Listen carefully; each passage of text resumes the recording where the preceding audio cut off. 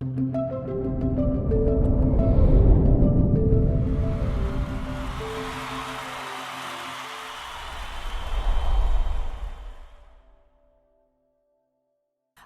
my extraordinary privilege and pleasure to be here. This is always a place I like to come, both Vegas and hanging out with Jen and Frank and the whole cocktail crew.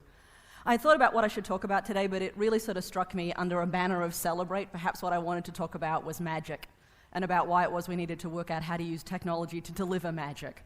So effectively, what I want to do for the next 30 minutes is tell you a story about how to put magic back into the work we do, and why it is that I think all of us in this room are responsible for making it happen. The stories we tell ourselves about technology matter. These are my two favorite from Twitter in the last month. One is from William Gibson. We know him as, one of the premier science fiction writers, the man who in some ways imagined the world we currently inhabit. And about a month ago, he said he woke up in a dream that had taken place entirely in Google Maps Street Views. Have a brief moment to contemplate that. And then one of my very favorite reporters, Ellen McGirt from Fast Company, a week ago said that she dreamt that Twitter had gotten braces and that every selfie posted there in that night was full of people's mouths full of metal. And she went on to worry about what this meant all day long on Twitter. And I realized that we were having this extraordinary moment where technology is not only in our lives, but it is effectively also taking root, unsurprisingly, in our imaginations. And there is something about that move from objects in our lives to objects in our dreams that suggests a really important shift. And it's not just that we're dreaming about the characters on television shows and movies, something that I'm sure some of us in the room are old enough to remember, but it's the actual facets of the technology are slipping into our subconscious. And I want to suggest there's something really important about that move that empowers all of us to do something a little bit different.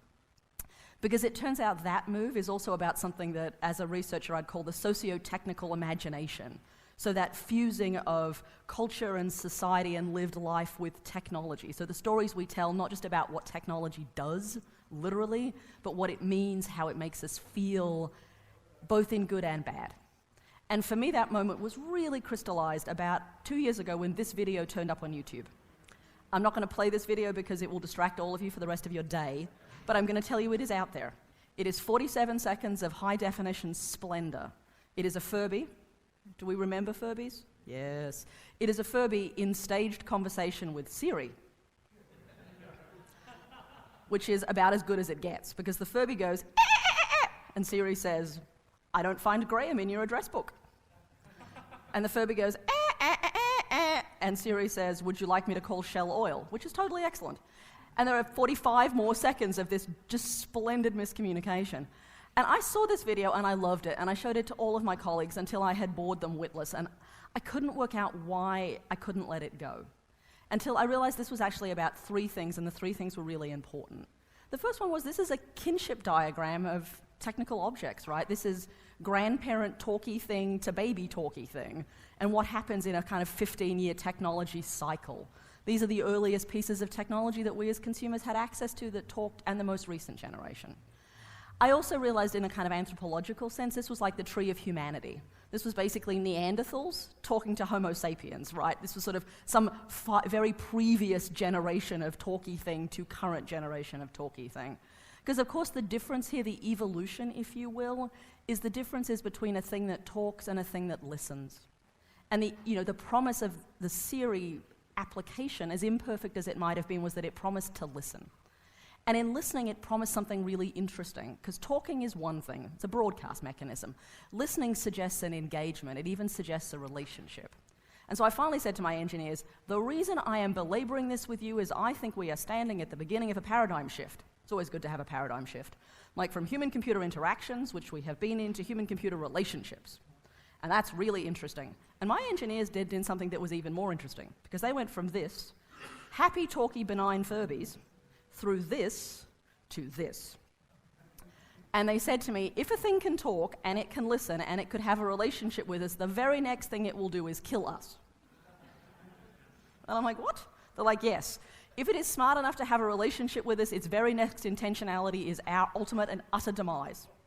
And I'm like, so we've basically gone from Furby to Skynet going live and killing us all. And it took 47 seconds of video to get there. And I thought, what on earth is going on there that makes that move almost seem natural? I mean, on the one hand, it's funny. On the other hand, as soon as I say to you human-computer relationships, half of you think humans versus robots and the robots win, because we're conditioned to think it. And I went, why is that the case? And this is the piece of history that you slept through in high school and college that I'm now going to refresh you on. The reason we can do that is it turns out we killed magic a long time ago, and we replaced it and birthed in it fear. So what do I mean we killed magic? Oh, it turns out this happened a while ago, long before there was a Las Vegas in Las Vegas, because I'm talking about 1580, so go way back. In 1580, this really interesting thing happened in Germany, where a man worked out how to make a pocket watch. So before 1580, for at least 200 years, if you wanted to see time, you had to go to a clock tower. And there are only two places that clock towers existed: churches and in the middle of villages that had enough money to build a clock. So time was something you could hear. You could hear the bells that said it was time for evening prayer, it was time for morning prayer. You could hear the call to prayer. If you were in a market city, you knew that it was time for lunch or that it was time for a market. But if you weren't in a town and you couldn't see or hear the clock, time was a thing that you got to play with. It was fluid, it was flexible, it was local, it was subject to constant reinterpretation and reinvention. But in 1580, someone works out how to take clocks from being these huge mechanical objects that required immense infrastructure to a thing you could hold in your hand and stick in your pocket. And in that moment, a thing we were used to having be fluid and flexible and movable suddenly became fixed and rigid. Second thing that happens, only 25 years later, is a man whose name you all remember from high school, named Galileo, invented, well, truthfully, he probably stole the patent. This is a kind of complicated patent war of 1608. Two competing people who think they invented the telescope, some nice men in Amsterdam and Galileo. Galileo wins, invents the telescope. One of the first things that happens is people look through the telescope and discover, kind of astonishingly, that the Earth is not the center of the universe. And in fact, the Earth is just one of a number of planets in a very complicated galaxy. Now, Galileo, this does not end well for him. This was not a good patent war for him. You know, he ends up being excommunicated.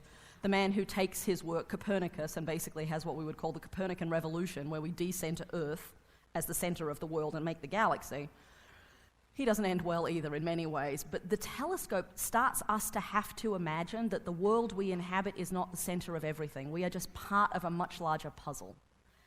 So, time is being stabilized and space is being stabilized. The second way that space gets stabilized is about 20 years after Galileo works out that if he puts basically mirrors into space, he can see things and work out where we are. He also works out that if you effectively turn that telescope upside down, you can make it into a microscope. And that the very same capacity to see into deep space lets you see deep into the small objects around us. And he looks at things like fleas, which tells you something about Europe in 1620, that there were a lot of them and they were a thing you could examine.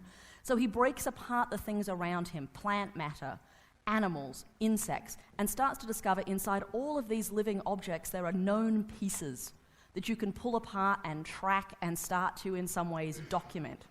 And it becomes very clear in the process of doing that there are rules to the world. We know where we are in time, we know when we are in space, we can make sense of the things around us. And thus begins, effectively, the scientific revolution, something we are in some ways still inhabiting. A moment where in the Western tradition we imagined that you could use science to explain everything. And that if we could just get to the right level of granularity, if we could find the right technologies, we could explain all the phenomena around us. Along with the scientific revolution comes a change in the way we think. And so in 1636, a philosopher, if you grew up on Monty Python, you know this one, but a philosopher came forward and said, basically, I think, therefore I am. I.e., cognition becomes the really important thing, thinking, our rational brains, not our irrational brains, not our emotions, not our beliefs in unseen things, but thinking is the thing that makes us human. And effectively, in that moment of the scientific revolution, of Descartes saying, I think, therefore I am, two things happen.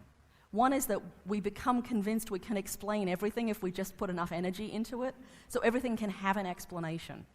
Which at one level makes magic fairly difficult, right? Things stop being magical, they just become a phenomena in need of a better explanation. And the second thing that happens, for better or worse, and I mean this less literally and more provocatively, is that effectively we kill God at the same time. There's something about the scientific revolution that makes it very difficult for the pursuit of a belief in God as it had existed before. And, this is the moment where you start to see the rise of things like atheism and, challenges to the teleologies that had existed before. But most importantly, what happens in this moment is magic dies. And with the death of magic comes, I would argue, the rebirth of fear. Because we had feared things before, but now we have a new set of fears. We stop fearing the unexplainable and we start fearing the things we have created. We start to fear technology. This is a great headline from Jezebel last year that points out that your coffee machine could attack you at any time. That a newspaper headline can carry that header and no one kind of went, what the hell are they talking about? Is because we have this at this point, 400-year-old innate fear of mechanical objects. And when they get agency and brains, apparently in addition to making your espresso, they may also harbor desires to kill you in the night. So, why do we get there? Well, partly we get there because of the history of technology after the 1600s. By the 1700s, lots of different mechanical objects start to appear in the world. The ones that are in some ways the precursor to contemporary robots, something called automatons, are birthed in this period. So in the 1700s, we have a classic, as we would have in the computing sector, a kind of classic surplus problem. There are a lot of people who know how to make watches. There is good money in making watches, but pretty much anyone who could afford a watch already had a watch. So now you have to work out how do you grow your market. And people go, well, we have little mechanical things. What else can we do with them? And so what people did was create objects that you wound up and they moved. So think early wind-up toys, basically, but with varying levels of sophistication and intent. The most interesting and arguably, I think, most important one in this period was created by a Frenchman named Jacques de Vaucanson in 1736. It was a duck. Now, I need to ask this question. How many of you have actually been around ducks in your life? Okay, good. It turns out this is critically important to understanding why this is interesting. So, Jack makes a duck. The duck is a wind-up duck. The duck does all things ducks do. So it waddles, which is excellent, waddles across the stage, that's very good. It has a beak, its beak goes clack-a-clack-a-clack like ducks' beaks do. And then if the duck comes near, say, Frank, for instance, the duck opens its little mouth, and Frank sticks food in its mouth, which is excellent because this is an eating duck. And its little beak goes clatter-clatter-clatter. And then because Vaucanson was an interesting character, he worked out how to make the duck digest, using vulcanized rubber intestines, which he filled with water. So when you fed the duck, it made a happy gurgling sound as food passed through the duck. Now, those of you who've been around ducks know what happens next. Duck waddles, duck eats, duck... Thank you. The duck defecates. That is correct. Now, because he couldn't actually quite work out how to make proper digestion happen, he had pre-cached shit inside this duck, which is totally excellent. He collected real duck poo and stuck it in the duck so that the duck authentically ate and walked and did what ducks do.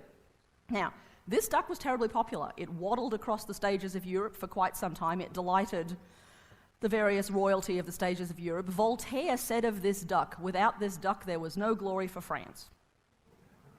I know, which may tell you more about Voltaire or France than it does about this duck, but this duck was really important. And part of what made it important was that Vaucanson and the automaton makers who followed him were incredibly interested in making things that were really lifelike. They wanted to see if they could make and reproduce things that were real, right? If you could make, effectively, a duck-like object, how duck-like did it need to be before it was really ducky, right? It walked like a duck, it talked like a duck, it did a lot of other duck things, right? And it starts down this path of what will happen if mechanical objects resemble real things. What will the consequences of that be, right? And for Vaucanson and his friends, getting things real and very real was hugely important. And this whole move kind of goes on and at least initially appears to be delightful. But by the 1800s, we have moved from using wind-up technology to make toys and delightful objects into making mechanical objects and objects for work. So in 1812 in England, it had reached the point where mechanized loom technology, so spinning technology for making cloth, had really kind of touched down in England. It's the beginning of the Industrial Revolution. You have this incredible appearance of mechanical looms. And for the people whose jobs these looms replaced, this was not a happy time. And they embark upon a revolution and a rebellion against these mechanical objects. They take up arms, they attack the factories, they smash the looms. They create for themselves a mythical leader of this movement so that there's no one to arrest. They basically create their own Robin Hood story, right? They put a man named General Ned Ludd in charge of the resistance. And for 2 years, they smash the looms up and down Britain. This gets covered in the Times of London. There's basically a running scoreboard about looms smashed and factories destroyed on page 3. This becomes a thing that everyone talks about in the Houses of Parliament. Lord Byron gives his maiden speech, well-known romantic poet, gives his maiden speech about this particular group and how they are the last bastions of saving the English countryside and the way we know things. What's fascinating is we still know the name of these people because this moment of realizing that machinery might replace our labor, machinery might make us irrelevant, that particular moment is so compelling that we still use this word. I'm willing to bet every single person in this room has used this word at one point. Because the name of the man who led this revolution was Ludd. And every time you say you're a Luddite or someone else is a Luddite, this is the moment you are referring to. Was in fact about smashing looms. It's not about a fear of technology per se, as it is now. It was about a moment of fearing the replacement of labor and of value. And it was about, an extraordinary moment of thinking about what does it mean if technology threatens us. It doesn't threaten our lives, but it threatens our livelihoods. And because everyone is discussing it, this next kind of moment that gets us to understanding fear turns out to be hugely important. So there was a young girl whose father was one of the premier labor historians in England. She heard about the Luddites at her dining room table as a little girl. She was dating a romantic poet who was a very naughty man because he was already married while he was romancing her. And he used to take her into London and show her the sights, which mostly involved showing her early scientific experiments of electricity and vivisection, so cutting up things live, dissections. He took her to early experiments in electricity, he saw automatons with her, and ultimately she ran away with him. And in 1816, 1817, she was with him that summer in Europe with Byron, the poet, and Byron's doctor, and this young girl's half-sister who was trying to make a pass at Byron. If this starts to sound like the Cardassians, you are not wrong. It's all a bit gossipy. And Byron, being English and aristocratic, basically declares at some point he's frightfully bored and everyone needs to tell him a story that will shock him back into feeling something. And that night, 3 stories were written that haunt us to this day. Byron's doctor wrote the first vampire story. This young girl's half-sister wrote the first zombie story. And this young woman wrote Frankenstein, because this is Mary Shelley, and the Frankenstein story is a story that collapses everything in the zeitgeist of the moment, right? It's about electricity, it's about mechanized things, it's about making life. For those of you who somehow have managed to miss this story, there is a doctor, his name is Frankenstein, he cobbles together body parts in really gruesome ways, stitches them together, runs an electrical volt through it, and the thing comes to life. And Frankenstein's monster lurches around the world attempting to become human, we reject it, and then ultimately it tries to kill us. This should sound like a familiar story because it turns out this is where the moment starts that we think everything that we make will kill us. It starts with a novel by a 17-year-old that has never been out of print since. Because there was something so compelling about this moment, about what it meant for humans, in this case a man, to make life, that there would always be a consequence. And that is a really hard thing for us to escape. Flash forward from there, you go from machinery of labor to machinery of the mind. So a woman named Ada Lovelace, who is Byron's daughter, because this is all really very much a bit TMZ.com. Byron's daughter, Ada Lovelace, is the world's first programmer. She programs on top of this thing by Charles Babbage called the difference engine. This is the first time we go from thinking about computing doing tasks to computing doing thinking and computing doing abstraction. It remains just an idea from the 1850s until the 1940s, when in Bletchley Park in Britain, a young mathematician realizes that in order to crack the code that the Nazis are using to control their ships, he needs more than his own brain and the brain of the finest mathematicians in the world. He needs a computer, and he builds one. Ultimately, he's kicked out of Bletchley Park. He turns out to be gay in a period where being gay isn't really helpful. He is exiled to Manchester, as you do, and he writes what is probably one of the most important articles in computer science ever since. The man is, of course, Alan Turing, and the article is entitled, "Can a Machine Think?" What an extraordinary provocation that is in 1950 to ask the question, can a machine think? Because if you ask the question, the ultimate answer surely has to allow the possibility of yes. If you say, can a machine think? One of the answers is probably yes. And in this article is where the Turing test is first articulated, so the test that says you put a person on one side of the wall, you put a computer and a person on the other side of the wall, and when the person on that side of the wall can no longer tell the difference between the computer and the person, the Turing test is passed. This should vaguely echo Descartes, because this is about what will make machinery interesting is its ability to think. Of course, we all also know the Turing test from science fiction, because it becomes immortalized in Blade Runner and in Philip K. Dick, where the theory is not about can machines think, but can machines feel. And the feeling piece becomes both the troubling and complicated piece, right? When you think about, Philip K. Dick's novella, Do Androids Dream of Electric Sheep? It's not do they think about sheep, it's do they dream about them. And here it's this constant kind of cycle back to what does it mean to have machines challenge us and what makes us human. Of course, it's entirely possible, holding aside that entire narrative of fear, to imagine that what instead you could do was look for wonder. And if you go using the very same mechanical pieces and you look around the world and you say, where else did those mechanical pieces touch down and what did people do with them, you find there are alternative narratives, and they're the ones I think we should be looking towards, because in some ways they're much less about fear and much more about magic. So in the late Edo period in Japan, the very same clocks that had been in Europe found their way to Japan by way of the king in China, who was given them as a gift by the French. He then regifted them, tisk, tisk, tisk, to the Japanese, who promptly took them all apart and worked out that they were full of interesting mechanical objects and remapped those objects into new things. So imagine these are at one level automatons, except that the Japanese ones never looked like real things. It was never about simulacrum or verisimilitude. It was not about making things that looked like things. It was about using the machinery to imagine something completely different. These are called karakuri. This one here is about this big. It has a teacup in its hand. When the teacup is full, it runs across the table to you. If you pick up the teacup, it runs away again. Totally fabulous, right? And there's not anything that does that in real life. There are not small humans running across tabletops, at least not where I'm from, possibly where you're from, maybe in Vegas, but really nowhere else. So, this thing is not about making real life, right, but it is about mapping into an incredibly important cultural phenomena, the tea ceremony in Japan.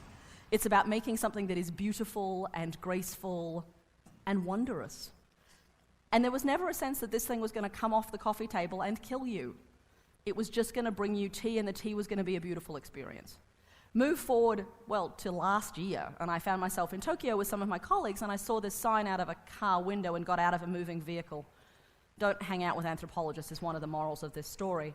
My colleagues followed me out and said, what are you doing? I said, what does this sign say? They said, it says robot zone. I'm like, really? Okay, what does it say in Japanese on the other side? They said, it says it's an autonomous robot zone and there are robots 2 meters in from the curb. And I'm like, whose robots? They're like, well, they're autonomous robots. Okay, what are they doing? They're like, well, they're 2 meters in from the curb. I'm like, yes, but what are they doing? They're like, being autonomous 2 meters in from the curb. I'm like, yes, but whose robots are they? They're like, they're autonomous robots. I'm like, who put up the sign? They're like, well, not us. I'm like, did the robots put up the sign? They're like, they're not that autonomous. I'm like, oh my God.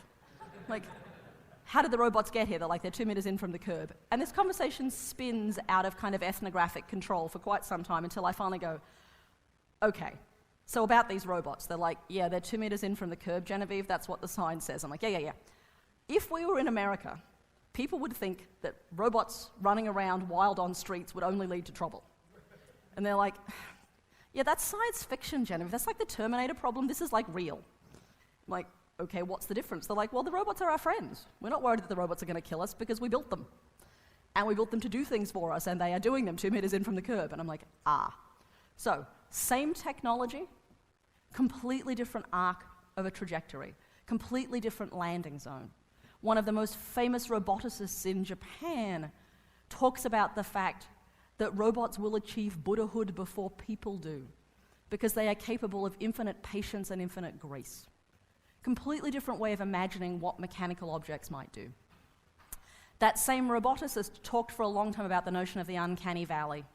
He said that, robots would have this moment where they would get really close to humans, and the more humanoid they looked, the better that was, until there's this moment where they look almost human and not quite, and it totally freaks us out. It's a terrible rendering of the notion of the uncanny valley, and he says, we have this kind of propulsion to get across it. My sense here is that as technologists, as designers, as entrepreneurs, as people who are building the future in this room and in many others as we speak, I wonder if it is just a little bit hasty to think we should run across the uncanny valley. Because there's something wonderful in uncanniness, right, that's really powerful. That moment where we think, uh-oh, what's the thing gonna be? That's a really good moment. The uh-oh moment is really powerful. And I actually wonder if, for me as a technologist sitting in a large technology company, what I ought to be doing is setting up camp in the uncanny valley, not running across it with great haste. And my charge to all of you might be to do the same thing. Because I think ultimately it comes down to this. Arthur C. Clarke said a long time ago that a sufficiently advanced technology was indistinguishable from magic. I actually think he didn't quite get this right. I actually think a sufficiently advanced technology ought to be magic. There is something about magic that is incredibly powerful and something for which we are, as human beings, almost innately hungry for. There's something about that moment of delight. You all know it. You remember the first time, just in little tiny pieces, right? You remember the first time you touched a swipe screen. I mean, we're blasé about it now, but the first moment your finger moved a page on the screen of a touch object, I know you had a moment where it was pleasurable, where there was a little tiny giggle that went through you. Even if you didn't say it out loud, there was a little tiny moment of that. And when you look back over our history, the history of the technologies of the 20th and the 21st century, almost all of them were accompanied by a moment where there was a shudder of delight. The first time you flicked a switch and there was light in the darkness. The first time you could see the photos of your grandchildren that you'd never seen because they were somewhere else, but the photo brought you their faces. The first time a television screen flickered into life and you saw a world somewhere else in your living room. The first time, and I will confess, I'm old enough to remember this, the first time I sat in my apartment in Menlo Park in 1993 with multiple Macintoshes wired up together and attempted to download something off Mosaic. And it took 10 hours to get Armstrong landing on the moon and saying it was a small step for mankind, small step for him, giant step for mankind. That was kind of nifty, and we all sat there looking, wow, we spent 10 hours doing that, but cool! Because there are things about technology that ought to and have historically delighted us. And there's something about the current push to be practical and to think about human factors engineering and usability and ROIs and quick start menus that forget the fact that part of what we desperately want as human beings is to have moments of utter pleasure.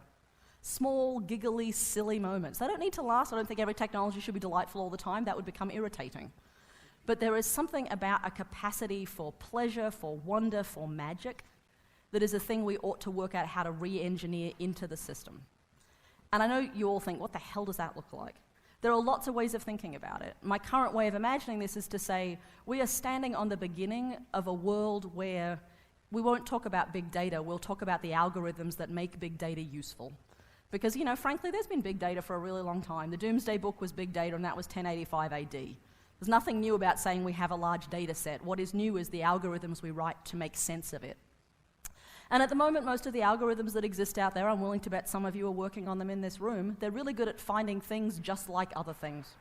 Find me more shoes like the shoes that Jen and I are wearing. Find me a restaurant like that one I went to. Oh, you liked that content? Here's more content just like it.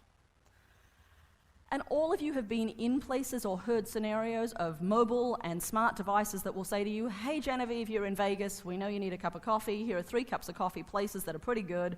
If you're willing to walk 2 blocks past the Starbucks, there's a better cup of coffee to be had, off you go. And that's about context awareness, that's about an algorithm that knows my calendar, that knows my habits, that knows I check into coffee shops, that looks at my perennial rants about coffee on Twitter and says we should just get her coffee.